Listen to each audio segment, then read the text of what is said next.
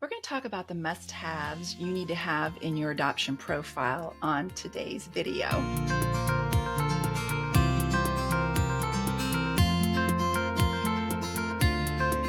If we haven't met yet, I'm Stephanie A. I am the founder and executive director at Adoption and Beyond, where we help hopeful adoptive families and expecting parents with their adoption process by providing educational and emotional guidance from the very beginning to placement and beyond.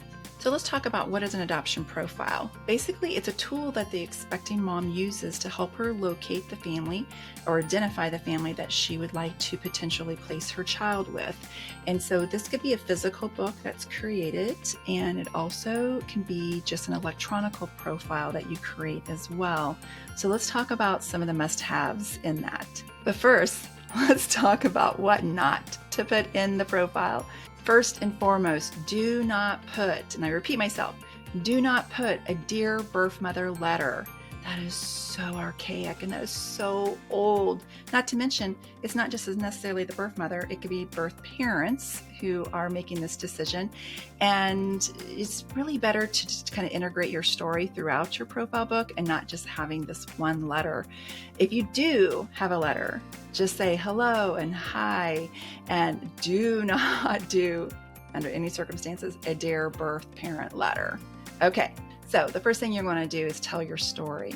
It's really important for you to be unique in who you are and tell your story, because it's going to feel like you're up against a competition between a lot of other adopting families.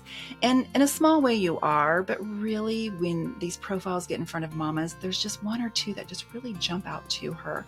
And so it's really important to just start sharing your story and telling her who you are. You're going to want to talk about your interest in your hobbies.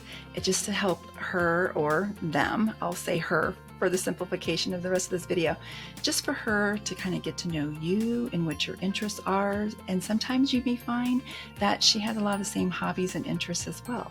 And really, when it comes to interests and hobbies, it's really important to be who you are and not who you think she wants you to be. Because I can tell you, there is the perfect match out there for you. I promise you. And, just for example, we recently had a family matched earlier this year with an expectant mama because they were really into things that are kind of considered nerdy. So they were into D&D, they were into Godzilla, they were into anime, they were into all these different things and video games. And that was exactly what the birth parents were also into as well. So they had an instant connection with this family. And it was just one of the most perfect matches that I've really seen in a very long time. And that was because the family was just honest of who they were and what their interests were. And that also really resonated with the birth family. Talk about your values and what's important in your life. If you're religious, say that. We recently had a family who was advised not to put their religion within their profile, and that really kind of hindered them in being matched with the perfect mother, because we had a mother who was specifically looking for a family of a specific religion, and this family was that specific religion, but it wasn't announced in their profile. So the mama really was kind of, are they really this religion? Because they didn't even talk about it in their profile. So although you try to make it as generic as possible and not to rule yourself out, but honestly, like I say, it's the perfect match is going to come along, the right mama's coming along. So don't shy away from your values and your religion and being able to express those in your profile. Talk about your neighborhood and your home. She'll want to know where her child will be raised in terms of what kind of environment this child will be raised in. Is it going to be city? Is it going to be rural? Is it going to be country? Is it going to be a suburb? Is it going to be, let her know, especially if, you're going to want to adopt a child transracially, especially if you live in an urban area where the child will be exposed to a lot of different cultures. It's really important to be able to express that in your profile, because that might be something that's important to the birth family. Talk about your experience with children. Even if you don't have any of your own, talk about what your experiences have been. Maybe be aunt and uncle, or babysitting, or just being in a church and helping with the nursery. Just talking about, kind of what your experience is with children. And so that way she knows that you're not totally green in coming into this, but that you have some experience with children will help her feel at ease of you being able to parent her child. Talk about what your thoughts are on adoption and what your connections are to adoption. If you have a connection, be sure you bring that up, because that will really help her feel like you understand adoption and that it's normalized in your family. And also just kind of what your hopes and dreams are in terms of communication with her afterwards. So just talk about your thoughts and feelings on adoption, and kind of also talk about what brought you to adoption. Now, having said that, don't dwell, if you're coming to adoption through infertility, don't dwell on your infertility.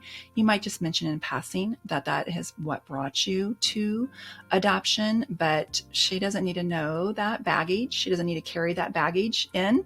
She's got her own baggage that she's dealing with right now. So don't bring that baggage into her, because it's not hers to hold for you. So just touch on it, but move on and talk about what your hopes are for the adoption. And kind of along those same lines, talk about the future. Talk about what you hope for her, what you hope for your relationship to be like her if she chooses you, and just help her see that there is a future with her, with your family through open adoption, if that's something that you're comfortable with, and kind of what that's going to look like to you.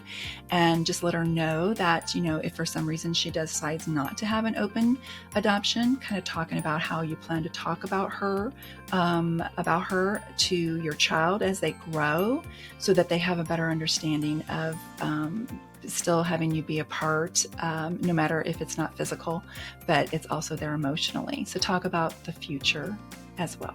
And a final thought is just doing a thank you, just thanking her for looking at your profile, and let her know that you hope to meet her soon. Now, that's just some general advice on how to do the profile, but I want to encourage you to hire a professional to do your profile. I'm a firm believer in making the investment that it takes to be able to do the profile, because this is your introduction tool. And like the saying goes, you don't have a second chance to make a first impression. And this is the gateway into your adoption process. And it's so vitally important that you go ahead and spend the extra time and money that it takes to hire a professional to do this for you. That's my best advice. So I hope you enjoyed watching this video. I want you to rest assured that you're in the right place to get the best advice that you need to help grow your family through adoption in its own unique way. Thanks so much. Bye.